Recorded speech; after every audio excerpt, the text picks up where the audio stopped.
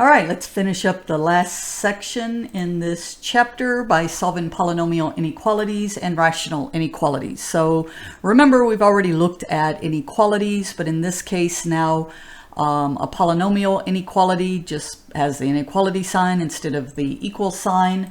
So you're going to see that if I have something like x squared minus 4x minus 5 is greater than 0, if I look at the graph, and I'm looking at greater than 0, I can see where my intercepts are. So anything from negative infinity to this -1, and then from 5 to infinity would be my answer.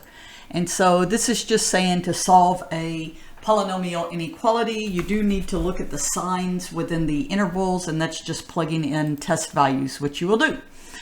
And then we look at solving a rational inequality. It says find an equivalent inequality with 0 on one side. So move everything to the left side and have 0 for your inequality. Change the inequality symbol to an equal sign, and then find the values of the variable which the function is not defined. Find the critical numbers, which divide the x-axis and the intervals, and then this is where we can plug in values to find the actual sign. So for example, I have this rational polynomial divided by a polynomial. For step 1, move the 1 to the left-hand side, and now I can see I want to look for values which is not defined or is 0, and that's what we call critical values.